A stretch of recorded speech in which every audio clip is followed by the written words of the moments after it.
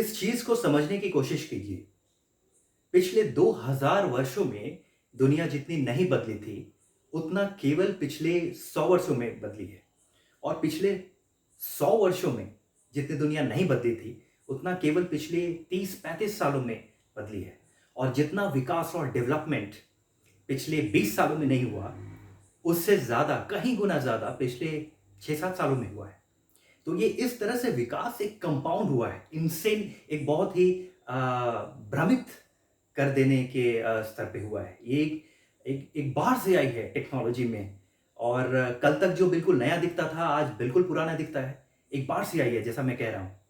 तो इसलिए ये जो सवाल उठता है बहुत जनरेशन गैप का, ये होगा, ये आने वाले समय में और भी होगा।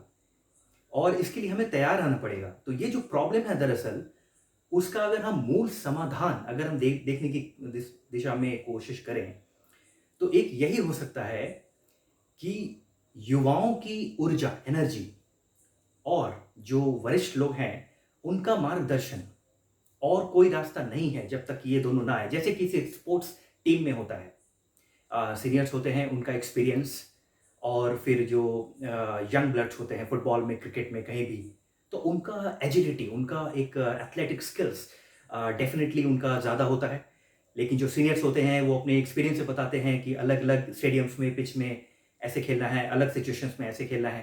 तो जब तक ये नहीं होगा, तब तक कोई भी यूनिट, टीम अच्छा नहीं कर सकती है। और जिन देशों में ऐसा हुआ कि एक साथ सारे सीनियर्स स्पोर्ट्स में रिटायर कर गए, उनकी हालत बहुत ख़राब हो गई। और कुछ वैसे स्पोर्ट्स टीम्स में भी जिसमें सिर्फ यंग लोग थे, इनएक्सपीरियंस टीम थी, वो अच्छा नहीं कर पाई। तो मैं वही कह रहा हूँ, एक कहानी मैंने पढ़ी थी बचपन में, कि जिसमें एक अंधा, एक जंगल में आग लगती है और एक अंधा और एक लंगड़ा बच जाता है। तो अंधा जो है, अ, वो लंगड़ा को अपने ऊपर लाद लेता है। और जो लंगड़ा है वो रास्ता बताता है, और अंधा चलता है, और वो दोनों बचकर निकल जाते हैं। तो मैं उसी चीज़ की ओर इशारा कर रहा हूँ। Wisdom of the old generation and like energy and enthusiasm, positivity of ये जो करंट जनरेशन है। क्योंकि प्रज्ञा का कोई सब्स्टिट्यूट नहीं है। आज डेफ़िनिटली, आज जो आपका स्टूडेंट है, उसको आपसे ज़्यादा पता है।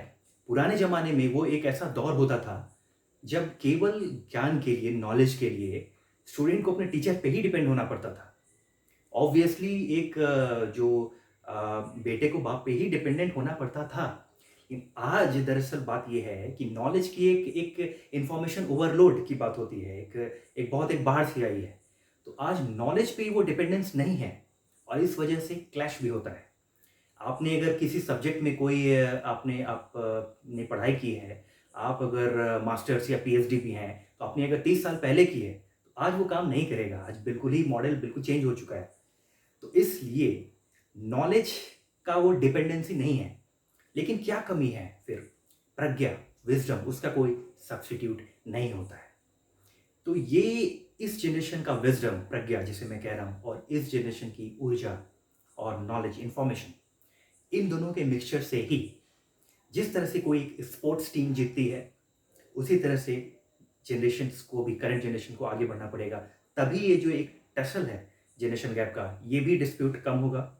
और ये जो प्रॉब्लम लगता है, दरअसल वो एक एसेट के रूप में बदल जाएगा। ये समस्या नहीं है, ये समाधान है। तो मैं उसकी ओर इशारा कर रहा हूँ। प्रज्ञा और ऊर्जा, सकारात्मकता, ये इन दोनों का एक मिश्रण चाहिए। तो दरअसल ये एक समस्या नहीं है, एक भविष्य के लिए एक समाधान है।